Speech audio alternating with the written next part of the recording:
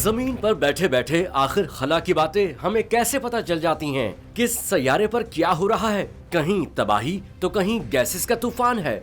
ये सब हमें बताती है दुनिया की सबसे बड़ी दूरबीन हबल। दोस्तों, कहकशां के राज सीरीज में आज हम आपको बताएंगे हबल के बारे में, लेकिन इससे पहले हमारे चैनल हिस्ट्री एंड मिस्ट्री को सब्सक्राइब कर दें और बेल आइकन दबा दें।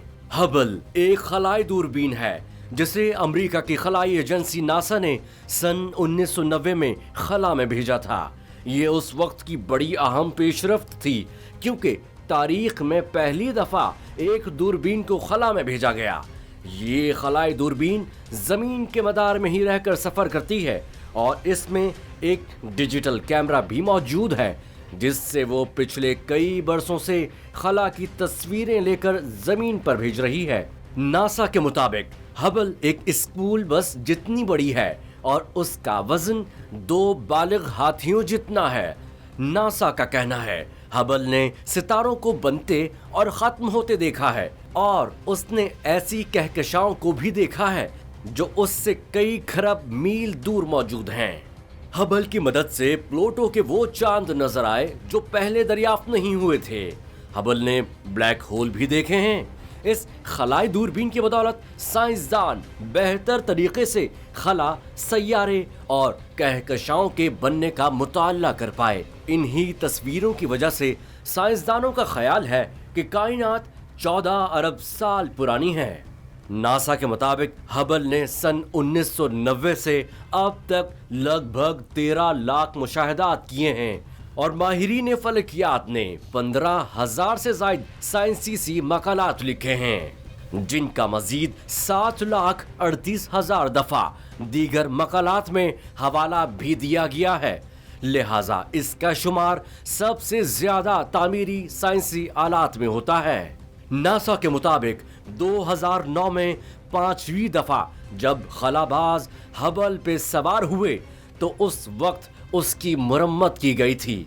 उसमें नए पुर्जे, कैमरा और टेलीस्कोप नस्ब किया गया था। 2018 में भी दूरबीन का जायरोस्कोप खराब हो गया था जो खलाई तैयारे की तेजी को नापता था और जिसकी मदद से वो नए हदफ की तरफ अपना रुख मोड़ता था। बाद में नासा ने जमीन से ही उसे ठीक कर लिया। तकरीबन सन 2021 तक हबल की जगह एक नई telescope James Webb space telescope खला में भेज दी जाएगी। ये दूरबीन हबल की तरह हमारी दुनिया के गिर्द नहीं घूमेगी बल्कि 15 लाख किलोमीटर दूर सूरज के गिर्द घूमेगी।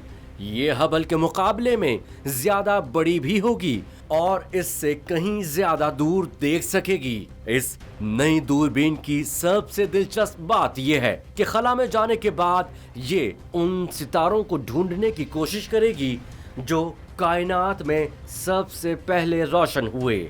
यकीनन कुछ ऐसे लोग हैं जिनका ख्याल है कि हबल टेलीस्कोप अब तक इजाद किए जाने वाले आलात में सबसे अहम साइंसी आला है। यूरोपीय खलाई एजेंसी एसा के साथ मिलकर इस दूरबीन के मिशन को चलाने वाले अमरीकी खलाई इदारे नासा का कहना है कि इसके लिए पैसा उस वक्त तक फराहम किया जाता रहेगा जब तक इसकी अफादियत अपनी जगह मौजूद रहेगी। इसी दूरबीन की वजह से ये इल्म हो सका कि कायनात न सिर्फ फैल रही है बल्कि उसकी रफ्तार में भी इजाफा हो रहा है और इस दरियाफ्त पर नोबेल इनाम भी दिया गया था। इसी दूरबीन की बुनियाद पर यह ठोस सबूत भी मिला था कि कहकशाओं के मरकज में इंतहाई बड़े ब्लैक होल्स मौजूद हैं।